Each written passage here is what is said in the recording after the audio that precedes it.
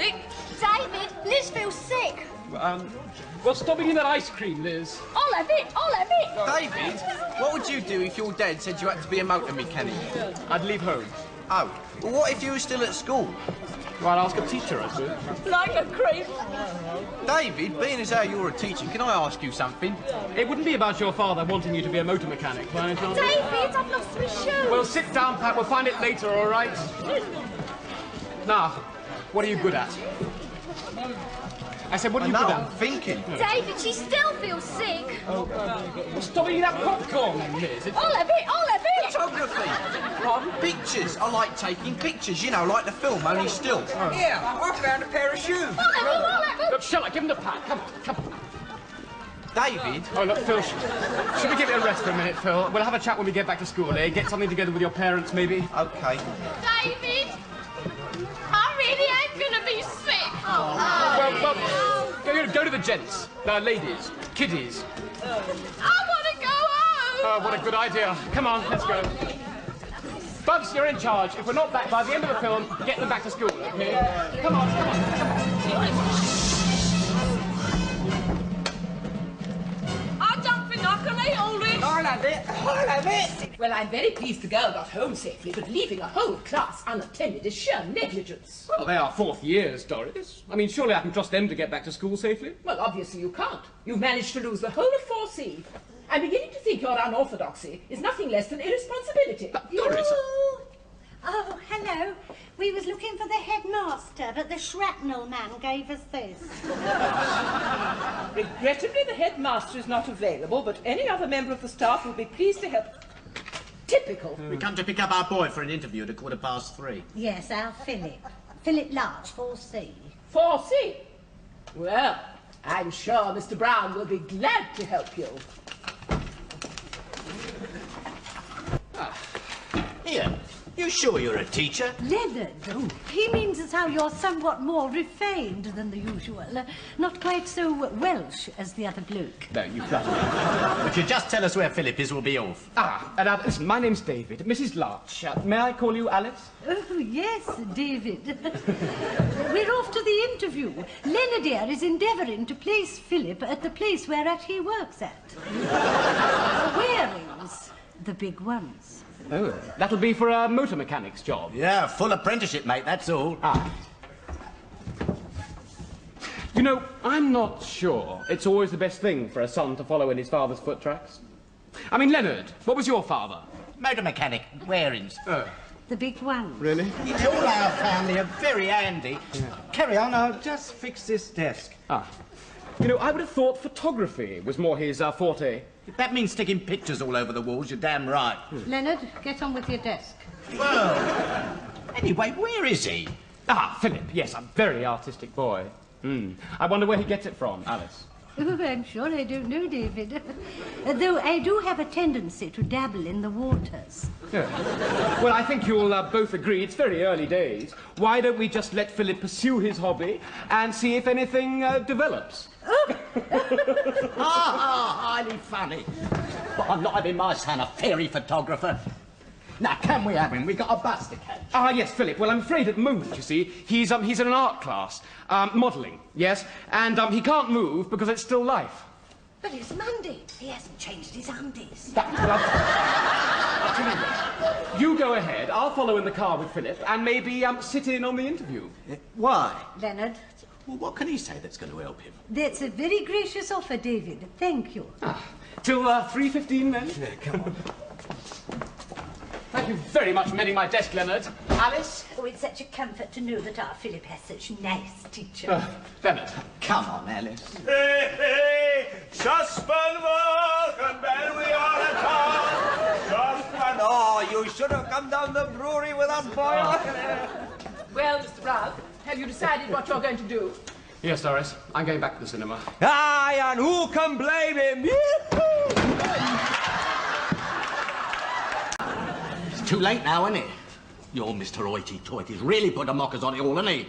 I'm sure he means well, Leonard. I was quite struck by him. He'll be bloody struck by me when he gets here. I really am most frightfully sorry about this. Oh, I'm sure you endeavoured to be punctual, David, and it's not unduly late, is it, Leonard? It bloody is. We missed the interview, haven't we? Oh, well, I had a spot of car trouble, Leonard. Crawled all the way. I mean, you wouldn't expect that from a 350 SL, would you? I'd expect anything from a 350 SL. Not the one with the limited slip differential and the self-adjusting diaphragm. Leonard! Diaphragm clutch. Yes, that's the one. It's parked around the corner. I've been dying to have a go at one of them. Don't worry, I'll have it fixed in no time. No time. Oh, Leonard. Oh, he never lets off. He had the bonnet of the earth up at Auntie Lily's funeral. Well, never mind, Alice. I'm really very grateful. I'll tell you what, while he's there, why don't we nip into the office and get something together? Well, let's just go, eh? We missed the interview. Well, it does seem as though Lady Fortune has endeavoured to stick her oar in. And perhaps it is a little premature to think of placing our Philip in an ill-fitting position. Yeah, well, that's what I've been saying all along, innit? Is it, love? Of course, it was Leonard, really. What? Wants his son to follow in his tyre tracks. David, I don't know where you found it all from. But perhaps you and me could endeavour to win Leonard round a bit. Oh, Leonard, dearest, David is endeavouring to remove the mockers from Philip. Yeah, might no need have his say. I don't know why you have to go creeping to teachers in the first place. Oh, don't you start. I had to talk to someone and you wouldn't listen. I don't want to be a mechanic, and even if I did, I want to be better at it than you are, so I'm going to be a photographer instead. See? Oh, well, he could be right. You did hear what he said, didn't you? You ain't got oil in your ears again. No, it's as you said.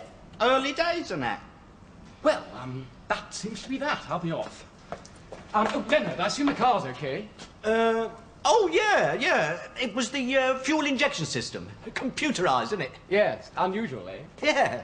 As a matter of fact, I've never actually dealt with one of them before. Oh, Leonard.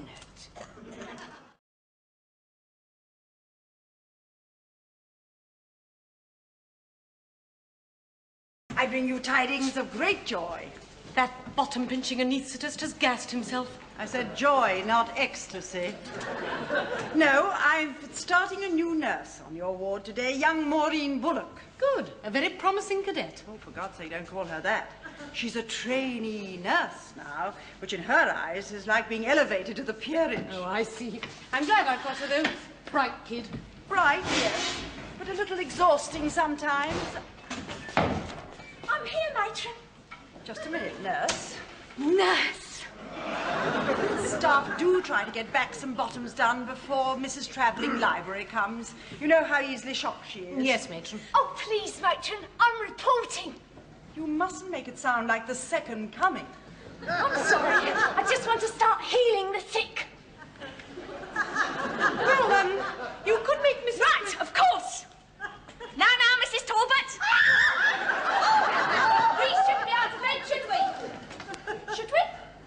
Exercise. Oh. Well, come along, Mrs. Talbot. Exercise, that's the way. I know it's a strain, but we must persevere, mustn't we? That's right. And round we go. Nurse Bullock. Mrs. Talbot is not in training for the next Olympics. No need to rush, Mrs. Talbot. You're not in training for the next Olympics. There you are. What shall I do now, staff? What I wanted you to do in the first place. Yes, right.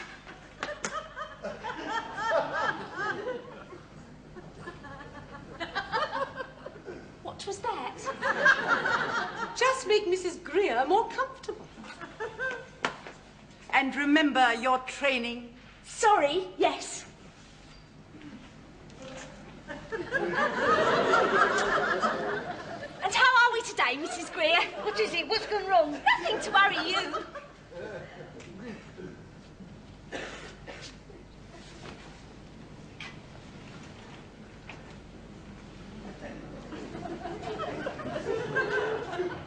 I see. I see. There is something wrong. I know it. A slight abnormality, Mrs. Greer, and that's all I'm at liberty to divulge. Oh, God, I'm abnormal. Pat! Don't relax. No. I'm going to die. I want my bed. No, really.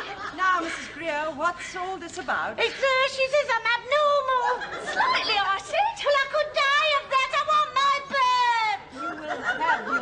What when he comes to take you home later this morning? Ah, you're the one that's abnormal, telling people they're abnormal. It's only abnormal, Mrs. Greer. If you say abnormal to somebody, then they take it abnormally. Not when the person that says abnormal to you is abnormal herself. Ha ha. Abnormality, Mrs. Greer, is... You must never, ever get involved in that sort of discussion with a patient. I'm sorry, matron. I'm just a total failure, aren't I?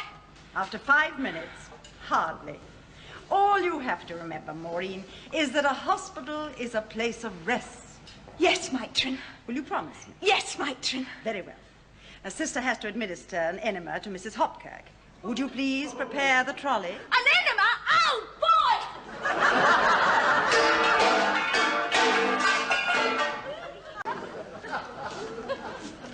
Hey, that's the one I was telling you about. The one that's abnormal.